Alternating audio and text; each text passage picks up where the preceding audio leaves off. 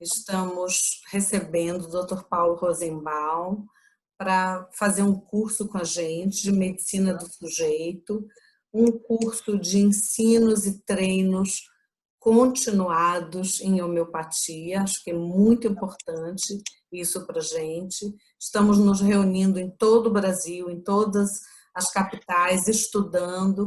Então, o Dr. Paulo vai oferecer para a gente o curso e nós vamos ter um material, tanto teórico quanto as aulas, para treinarmos e pensarmos juntos. Bem-vindo. Muito obrigado, Mônica. Obrigado pela oportunidade, a MHB e todos os que estão envolvidos nesse projeto. A ideia é oferecer não só para o homeopata treinado, como para o estudante de medicina, o estudante das ciências da saúde de uma forma geral, ferramentas, né, e recursos para que ele possa não só se reavaliar permanentemente através dos dados da nossa longa história, história interessante, de altos e baixos, mas que construiu um corpo teórico de conhecimento considerável e que muitas vezes a gente perde ou se empolga com situações muito novas sem ter compreendido que os assim chamados clássicos tinham muito a oferecer e que a gente ainda não explorou o suficiente o que essas pessoas, essas pessoas que nos precederam tinham a nos ensinar.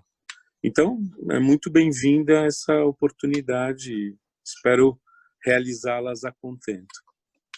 Certo, Paulo. Nós estamos com muito boas expectativas a respeito disso. Eu queria que você falasse um pouquinho para a gente como você pretende fazer as aulas, assim. Como a gente tem um tempo bastante bom, né, para que hajam as reuniões e as pessoas assistam às aulas, que livro você recomendaria, qual deles, e como você pretende fazer as aulas? Bom, as aulas no modelo tradicional, eu uso o PowerPoint e vou passando os slides, mas a ideia não é ser uma coisa aborrecida, a ideia é ir vendo exemplos da prática junto com os tópicos teóricos. O livro que eu recomendo, obviamente, é o que eu fiz com colaboração de uma colega, que é o Manual de Medicina do Sujeito, que foi editado pela Escola Paulista de Homeopatia, junto com apoio da editora Luz Menescal, na época, e que praticamente o livro se esgotou, né, e não houve novas publicações. Espero que, nessa nova fase, alguém se interesse em republicá-lo, mas também, se não houver uma editora formal, sempre tem possibilidades de outro tipo de publicação. De qualquer forma, o material será mais ou menos baseado nisso. O livro é dividido em tópicos, são 8 capítulos, cada capítulo tem subtópicos, e a gente começa falando como é que se chegou na ideia da medicina do sujeito, quer dizer, de onde partiu essa ideia de que a homeopatia é uma medicina que a gente pode chamar a medicina do sujeito, ou do indivíduo. Sujeito é mais adequado do que indivíduo. Uma pedra pode ser um indivíduo, mas o sujeito, com a sua consciência e com a sua, digamos, a sua subjetividade, é único nessa terminologia. Então, a gente pincela isso num primeiro momento. No segundo capítulo, a gente vai por que a consulta homeopática é fundamental na estrutura epistemológica do atendimento. Quer dizer, por que ela é, vamos dizer assim, a base científica daquilo que a gente capta numa anamnese, numa boa coleta da história do paciente, e não só da busca de sintomas repertoriais, isso é fundamental, porque a gente está atrás da linguagem que o paciente relata, e isso a gente pode ver em toda a história da medicina, é uma coisa muito revolucionária de Hahnemann, que já em 1805 já fazia catálogo da matéria médica, não era só repertório, eram as palavras do experimentador, assim como ele foi relatando, ou do intoxicado, assim como ele relatou a sua intoxicação, e isso é fundamental.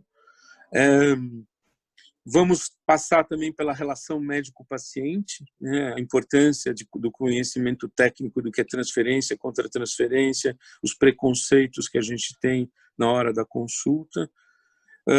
Ver quais as melhores técnicas de anamnese, porque existem variações, todo mundo tem o seu jeito próprio de coletar, mas mas existem formas menos intervencionistas e onde você capta com mais pureza, sem induzir o paciente a dizer aquilo que você espera ouvir ou encaixar ele numa certa categoria de sintoma repertorial. Eu uso a técnica, e eu acho que é a ideal, a estratégia do Kent, genérica, que é keep the patient talking, a ideia de manter o paciente falando. Isso já é o suficiente para você obter quase tudo o que você precisa. A ideia de, em um outro tópico, o que a gente está procurando, quem é o paciente que está na nossa frente, entender que não tem o ideal de captura dos sintomas, né? Saber que hoje a gente tem que usar o computador, e quanto mais você digitar a consulta, mais você vai ter ferramentas para depois poder usar isso numa possível pesquisa do que quais são como o paciente verbalizou não só a sua história, mas os seus sintomas. Você está apto para entender o contexto. E ter uma atitude muito clara do que você deve fazer numa anamnese. Esse é o resumo do capítulo 2. Você quer me perguntar alguma coisa sobre isso? Não, estou achando ótimo. Acho que a gente está com um roteiro bem bacana. Aí o capítulo 3 é um pouco mais sobre a semiologia. Como é que você separa o que a gente chamou de produto da colheita? Ou seja, como é que você separa o que são sintomas importantes, o que são sintomas raros, peculiares e característicos, o que são sintomas raros, peculiares e característicos, o que são sintomas banais, ou sintomas comuns da moléstia, ou sintomas tão genéricos que não têm sobrenome, e esses sintomas, por exemplo, sono, depressão, falta de ar, insônia, todas essas caracterizações genéricas que não nos dizem nada. Agora, insônia à meia-noite, falta de ar no escuro, medo quando tem trovões, enfim, você começa a perceber que só o sobrenome do sintoma ele tem valor para você caracterizar um sintoma peculiar. Então, tão mais peculiar e mais raro, quanto mais idiosincrásico ele for, né? Então, a gente vai aprendendo nos outros tópicos uma abordagem pragmática, quer dizer, o remédio deve ser selecionado na consulta. Eu defendo isso, essa ideia de vamos esperar, vamos estudar um ano e aí a gente vai dar a medicação. Não, os pacientes têm urgência, a necessidade, não é que a gente está sendo guiado por uma pressa, digamos, patológica, mas a gente precisa entender que a situação clínica, como dizia o Elisaldi, não existe mentira na clínica. E o paciente está, em geral, muito aflito. Ele precisa de algo para saciar esse estado. Então, a ideia de você, não, olha, eu vou dar uma pesquisada, depois eu te falo qual o medicamento. Tudo bem se é no mesmo dia, mas a ideia de muito prolongamento disso, para que gerar esse tipo de... Então, é preferível você ter um mosaico de sintomas, às vezes você não compreendeu tudo do paciente. Essa totalidade totalizante, às vezes, é uma quimera, é uma utopia, e a gente precisa aprender a trabalhar com mais pragmatismo. Pelo menos eu defendo isso. A ideia de que não existe uma separação per se entre o sintoma agudo do crônico, porque todo agudo é uma manifestação da doença crônica. Isso tá colocado nos clássicos, está em Hahnemann, está em Kent. Ou seja, a expressão fenomenológica do agudo, na verdade, é uma expressão de algo crônico do sujeito. O modo como ele aparece no quadro agudo, e muitas vezes o quadro agudo pode te indicar um medicamento que pode ser muito benéfico para o paciente a longo prazo. O apoio de uma espécie de recursos mínimos. Você, o paciente, talvez o computador e um repertório. Você não precisa ter toda a enciclopédia de matéria médica pura, você não precisa ter todos os livros. Às vezes, o Harry Scotter uma vez me falou isso, um historiador da medicina americano, um sujeito formidável. Ele dizia: dá para fazer uma homeopatia formidável, Paulo, com 2 ou 3 livros do século XIX. Então, assim, isso é uma coisa extraordinária. É lindo. Como a gente deve conduzir, por exemplo, as visitas de acompanhamento, quer dizer, como você vai... Que é a grande dificuldade, a grande arte está na medicina prospectiva, a longo prazo. Quer dizer, como é que você... Dar o primeiro remédio é fácil. O difícil é saber como foi a evolução. E aí tem as observações prognósticas. No capítulo 4, a gente compara um pouco de remédios, né? Faz um contraste entre a frequência do que existe na matéria médica e a intensidade com a raridade. Quer dizer, aquela coisa dos sintomas muito comuns, ele tem pouco valor. Certa vez alguém apresentou para Kent, num congresso homeopático, uma lista repertorial de quase 30 sintomas. Ele devolveu a folha para o sujeito e disse o seguinte: olha, você tem muitos sintomas, mas você não tem nenhum sintoma. Quer dizer, o indivíduo tinha uma lista, compilação de sintomas, mas nenhum valor naqueles sintomas, porque eram sintomas reativos, eram sintomas que podiam ser justificáveis pela própria doença ou pelo contexto de vida do paciente. Como é que você vai valorizar numa pessoa, por exemplo, um determinado sintoma, se ele tem uma justificativa clara para ter aquele sintoma? Se ele já foi mordido por um cachorro, medo do cachorro passa a ter um valor muito relativo. Se ele já teve experiências traumáticas com outros animais, a mesma coisa.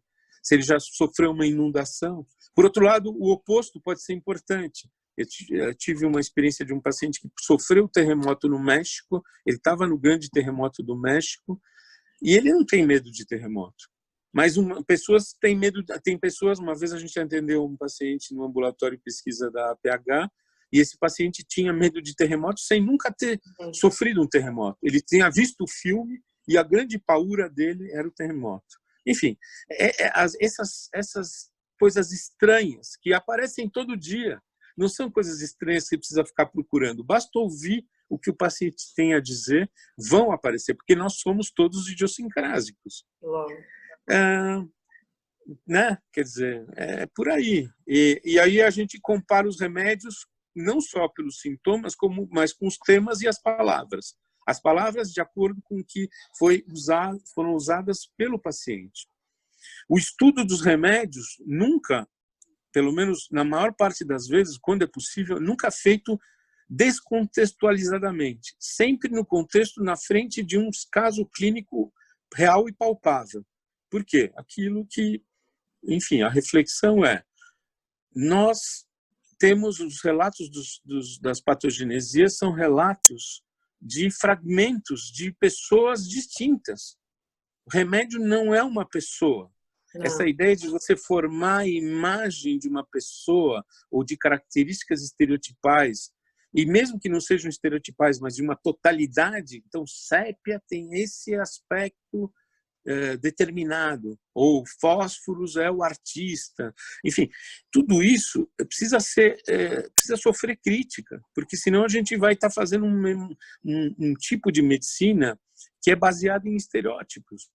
E aí, onde fica a medicina do sujeito? Onde fica esse discurso de que você tem que individualizar os sintomas? Cadê o sujeito, né? Cadê o sujeito? Você coloca ele em 40 categorias, a gente vai acabar prescrevendo menos remédios do que a alopatia. Enfim. Então, talvez a alopatia seja mais individualizadora do que esse tipo de pesquisa de remédios estereotipais. Eu pelo menos, penso assim. Finalmente, a ideia de você buscar uma polaridade entre os policrestos e os pequenos remédios. Sim, é possível prescrever os pequenos remédios, desde que você faça crítica às fontes. De onde veio aquele sintoma? É um paciente, um dia falou aquilo e alguém agregou esse sintoma no repertório? Ou houve uma patogenesia, com relatos, com um certo controle científico? Não um controle, digamos, acadêmico exagerado, aquela coisa de um N acima de 1000, não é nada disso. Mas tem que ter um mínimo de critério para você poder valorizar o sintoma. E, finalmente, o rastreamento de potências. A ideia de que uma dose... O Benoît Hamir dizia que você usar um medicamento e não saber usar as diferentes potências é como uma pessoa que sabe tocar numa nota só. Enfim, a ideia de você conseguir rastrear diferentes dinamizações para o mesmo medicamento. O quinto capítulo é a terapêutica, onde a gente diversifica os objetivos, quer dizer, além do diagnóstico clínico, na minha opinião, ser obrigatório, daí a importância de ser um médico que conhece fisiopatologia, que conhece patologia, que conhece anatomopatologia, que conhece prognóstico. Eu acho isso fundamental. Isso não quer dizer que alguma prática terapêutica de terapeutas que não são médicos não possam auxiliar em determinado momento algumas comunidades e populações. Mas, do ponto de vista de seriedade científica, é fundamental que o sujeito seja médico, na minha opinião, para poder fazer prescrição para humanos. Na minha também. E também ver o limite do que você, do momento de intervir, de trocar a medicação, de pedir ajuda, não dá se não for médico. Exatamente. E é por isso mesmo que o capítulo, numa das lições do capítulo 5º, a gente coloca como um dos tópicos: adicione sua experiência pessoal. O que você aprendeu como médico regular, provador ou paciente é muito útil. Então, assim, você não precisa descartar tudo aquilo que você aprendeu para você fazer uma boa prescrição. Ao contrário, você agrega aquilo que você aprendeu. Se você tem uma especialidade, ótimo, use ela para o seu conhecimento. Só não faça disso o guia principal, mas traga essa abordagem para dentro da sua prática clínica. A ideia de você também desmistificar um pouco o que é a gravação homeopática, a ideia de verdades e mentiras. Uma vez a Madel Luz fez uma reflexão muito interessante. Quem, em sã consciência, vai procurar uma medicina que dá uma pioradinha antes de melhorar? Quer dizer, é quase uma alfinetada, mas ela tem razão. Quer dizer, então, que a gravação é essa? Quer dizer, que virou um fantasma na prática homeopática. Existe a gravação, mas o Hahnemann falava em agravação de horas ou um dia, não a gravação de anos, onde o indivíduo sofre durante anos. O Elisaldi tinha um caso de um paciente que ele deu o medicamento e aí apareceu um eczema, o eczema que ele já tinha teve uma agravação violenta e ele se espalhou pelo corpo todo, um eczema úmido. Então, ele demorava de meia hora a 1 hora para se desgrudar de manhã. O Elisaldi fez a seguinte reflexão: óbvio que isso não é uma agravação. Isso é algo que precisa ser enfrentado terapeuticamente, não é para ser só observado. Enfim.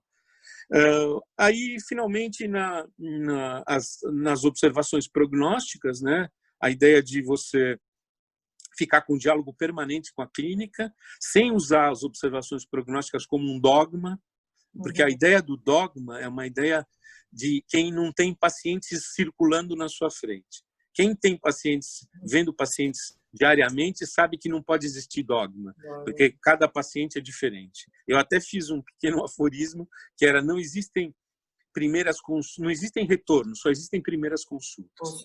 Porque sempre é diferente. Se você ouvir o que o paciente diz, sempre é diferente. O capítulo 6, a gente faz uma revisão de miasmas, né? O que fica de toda essa questão trazida pelos clássicos. O capítulo 7, a gente faz o que eu acho que é uma forma pragmática de encaminhar o segmento de caso, que é trajetórias da atitude vital. eu chamei de trajetórias da atitude vital porque eu acho melhor, porque é para onde o paciente está indo, para onde ele está se encaminhando, do ponto de vista como sujeito mesmo. Aquele velho jargão da psicanálise cabe, ainda que eu acho que a homeopatia é completamente diferente dos critérios psicanalíticos, não só de acompanhamento, como de cura. A ideia de que você, do sujeito como protagonista da sua própria história. E aí quem vai dizer o parâmetro de cura é o próprio sujeito, no sentido de que aquilo tem que fazer sentido para ele. Finalmente, chegamos na ideia não só da agravação, como de supressão. Ela existe, quando ela existe, como detectá-la e como rapidamente sair da esfera da supressão, que eu acho que é uma das coisas mais importantes que o médico homeopata tem que entender. Existe supressão com homeopatia, e existe supressão com todos os outros, moksha, duin, acupuntura, qualquer intervenção terapêutica você pode suprimir. E a supressão é a 12ª observação prognóstica, ou seja, os sintomas tomam um caminho equivocado. Mas não é para ter medo da supressão, é para enfrentar a supressão, para chamar com a supressão, conversar com ela no sofá e dizer, olha, nós vamos enfrentar você e vamos dar outro medicamento para driblar essa situação. Como avaliar a atitude vital? E, finalmente, o capítulo 8, que é o último capítulo, quando a gente tem que usar outros recursos, quando chegou o limite daquilo que você pode fazer exclusivamente com homeopatia. Esse eu acho um capítulo essencial, porque ele é um banho de realidade na nossa prática. Quer dizer, não dá mais para ter aquele heroísmo histórico de que não dá para usar outras técnicas, de que um homeopata que usa alopatia não é meio homeopata, ou porque você encaminha o paciente para um determinado serviço de especialidade e você está sendo negligente. Não, ao contrário, obrigação é com o paciente. Eu refuto completamente, desculpe estar sendo veemente, mas é isso, eu refuto completamente a tese de Kent em determinado momento, que precisa avaliar melhor o contexto, quando ele diz que é melhor sacrificar o doente do que a doutrina. Quer dizer, isso é um absurdo, não só em termos, como um absurdo absoluto. O paciente é o fundamental sempre. Bom, eu acho que é mais ou menos isso. Esse é o resumo da ópera desses 8 capítulos. Certo, Paulo. Então, nós vamos começar, né? Vamos ter vários encontros e vamos trabalhando esse texto em suas aulas, porque eu acho que esse diálogo vai permitir uma interlocução sobre esses temas que nós estamos precisando. Então, acho que esse é o objetivo maior. Nós estamos nos reunindo em várias cidades, de várias maneiras, e nós precisamos dar um estímulo, né, a todos nós inclusive, sim, a estudarmos, a dialogarmos, a trocarmos como isso está se dando na nossa prática, né? Aonde isso está aparecendo na nossa prática, né? E sem a troca com outro colega homeopata, isso fica muito difícil, porque claro, um colega alopata, o próprio paciente, não vai poder fazer essa interlocução. Então, nós te agradecemos muito, que você seja bem-vindo, que enfrente com a gente aí, com coragem, essa longa tarefa, mas que para nós é muito importante. Então, eu que agradeço. Muito obrigado, Mônica, pessoal. Enfim, espero poder contribuir. Vai sim, acho que vai ser muito bom para todos nós, um estímulo. E uma maneira de você chegar ao Brasil inteiro por esses recursos maravilhosos tecnológicos, tá bem? Tá ótimo. Até a próxima, Paulo. Tchau. Tchau, tudo de bom. Até. Até.